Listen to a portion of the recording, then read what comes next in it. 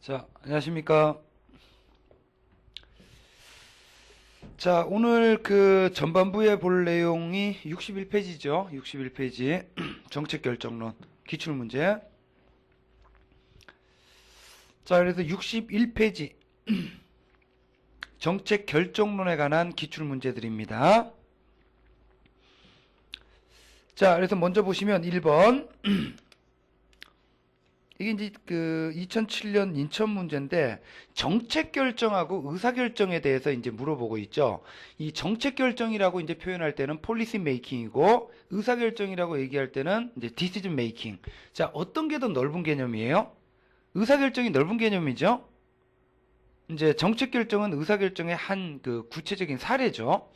그래서 의사 결정이라고 표현할 때는 이거는 정부 행정이든 기업 경영이든 공통점이에요. 왜냐하면 의사결정이라는 게 어떤 문제가 있다고 할 때 그 문제를 해결하기 위한 구체적인 해결책, 해결 방안을 모색해가는 과정이 의사결정이라는 거죠. 그죠? 자, 의사결정 가운데 권위 있는 정부기관이 공공문제 해결을 위해서 하는 의사결정을 정책결정이라고 그러죠. 의사결정 가운데 권위 있는 정부기관이 공공문제 해결을 위해서 하는 의사결정을 정책결정. 그러니까 정책결정이라고 표현할 때는 이거는 정부 행정만의 특수성이죠. 자, 그래서 잘못된 거 물어보고 있습니다. 동그라미 1번 정책결정은 정부나 공공기관이 하는 의사결정이다. 정확하게 맞죠? 의사결정 가운데. 그 다음에 동그라미 2번 의사결정이라고 표현할 때는 정부, 기업, 경영 다 포함하죠. 여러분이 하는 것도 의사결정이니까. 동그라미 3번 의사결정과 정책결정은 본질은 같아요. 둘 다 논리 구조적인 측면에서 본다면 어떤 문제가 있을 때 그 문제를 해결하기 위한 해결책, 해결 방안. 그러니까 어떤 문제가 있을 때 그 문제가 해결된 상태가 목표고 그 다음에 그 목표를 달성하기 위한 구체적인 방안을 모색하고 선택하는 과정이 의사결정이죠. 그 다음에 5번에 정책결정이라는 거는 공익을 목적으로 하는 경우가 많고요. 의사결정과는 달리.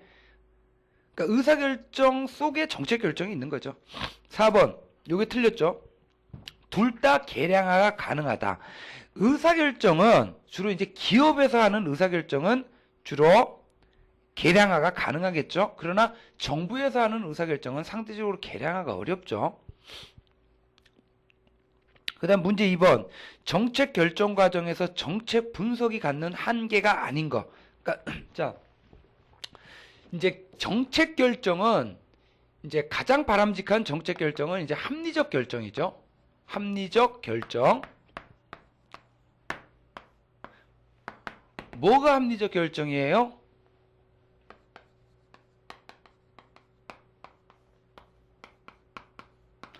자, 어떤 목표가 있을 때 그 목표를 달성하기 위한 수단은 여러 가지가 있을 수가 있죠. 그 수단들 가운데 목표 달성에 가장 적합한 수단을 선택할 때 합리적 결정이죠. 그러면 자, 이 목표 달성을 위한 가장 적합한 수단, 이걸 이제 선택하기 위해서 과연 목표 달성을 위한 수단은 뭐가 있고 각각의 수단을 실현했을 경우에 나타날 장단점은 뭔지, 이걸 이제 요모조모 따져보는 걸 정책 분석이라고 그러죠. 그래서 합리적 결정이 이루어지기 위해서는 정책 분석에 근거해야 되는데 분석이 갖는 한계가 아닌 거.